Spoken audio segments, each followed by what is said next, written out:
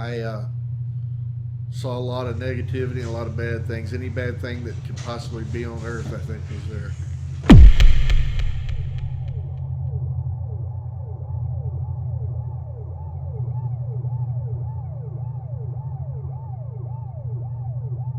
My name is Bruce Smith. I was an employee at United States Penitentiary Leavenworth for the years 1982 to 2003. I knew Leonard Peltier for about 20 of those years.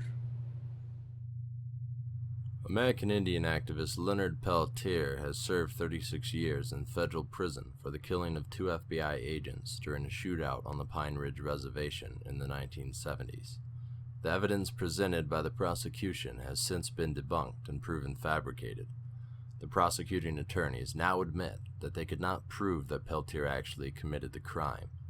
Over the years, Amnesty International has deemed him a political prisoner, and his release has been demanded by millions across the globe, including Nelson Mandela, Mother Teresa, the Archbishop Desmond Tutu, and the Dalai Lama.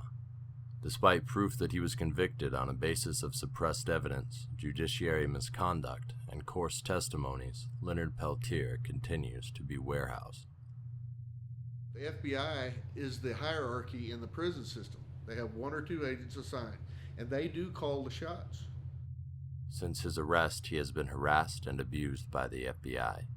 This same agenda set to eliminate Peltier through the Bureau of Prisons continues vigorously still today, amplifying the clear abuse of correctional power and misconduct by the FBI and the Bureau of Prisons. He's not a threat to anyone in there. He never has been a threat to anyone in there.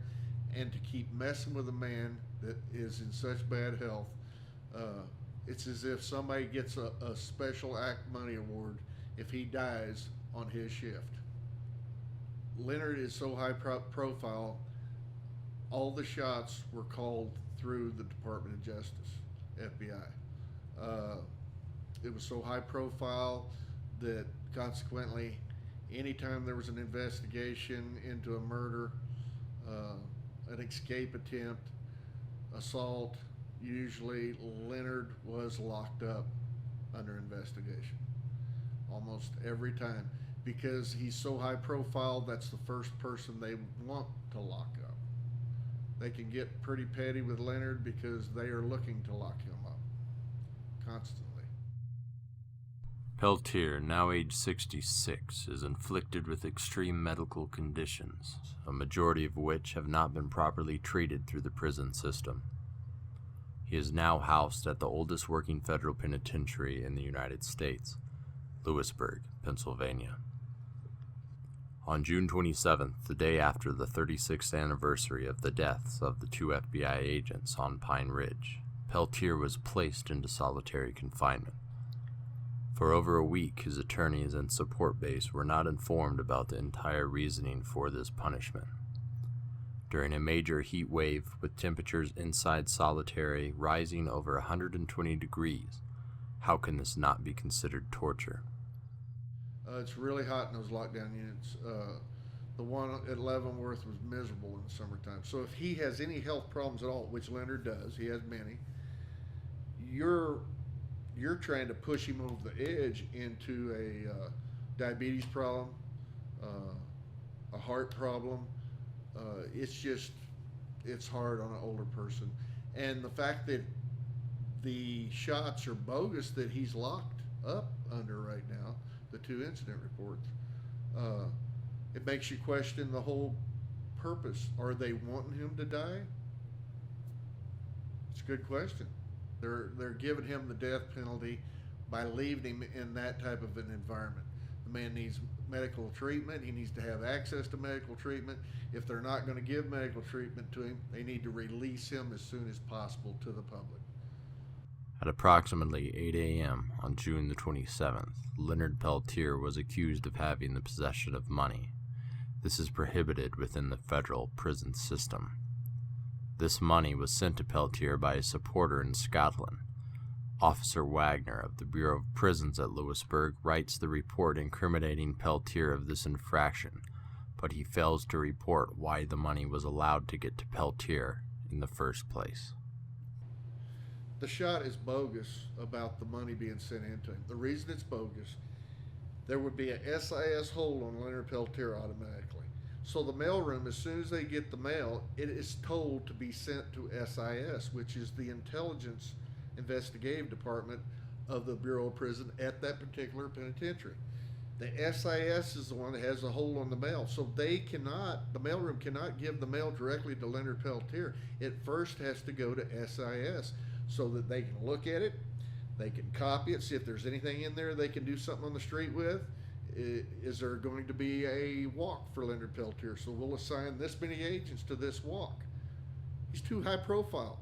So the shot is bogus in that sense right there. There was an SIS hold on him. The mail can't go straight to him without going to SIS. Later on that same day, an officer Hamilton searched Peltier's cell. During this search, he found 2 wires protruding from the wall and leading to the light fixture.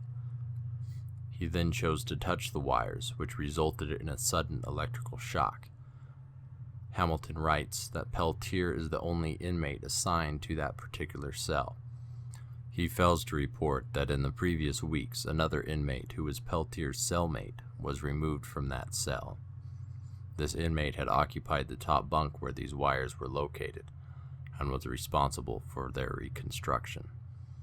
This incident, even though Peltier was not in his cell when the officer was shocked, is classified by the Bureau of Prisons as an assault. As far as bare wires on a light fixture in a cell, Leonard wasn't even in the cell and the officer touched it, evidently because he didn't realize 2 wires might give you a shock that are bare, and you lock Leonard up for that? Come on. Come on. If the officer was not smart enough to realize a bare wire will shock you, he should get the shot. Not an inmate that was his house. That was his cell. It's ridiculous. Both shots are ridiculous. At this moment, Leonard Peltier is housed in a solitary confinement unit in Pennsylvania. This is a grave threat to his life, and immediate action must be taken before it is too late. Right now, Leonard's dead. Can we give him this little bit of hope by actually doing something for a change instead of saying, oh, we'll do it next year? Oh, yeah, we'll get to it. It's not a priority, but we'll get to it. It's close. It's second. No, it better be first right now or he's dead. Everybody, if you're not going to stand up and help this man before he's dead, the blood is on your hands. I'm doing all I can do right now. My neck is stuck out, and I don't care. Life has been good for me, but there's a lot of injustice that takes place in our government today and in the public and the private sector. But if we don't stand up, it'll never change. And by golly, my granddad, he's in his grave, but he and my dad are going to be proud of me for standing up and being accountable. Leonard needs to be out. As soon as we can get him out, we got to get him out of prison so he can do good things. There's so many good things he can accomplish. If we don't do something right now, he will die. And then the blood is on our hands as a people.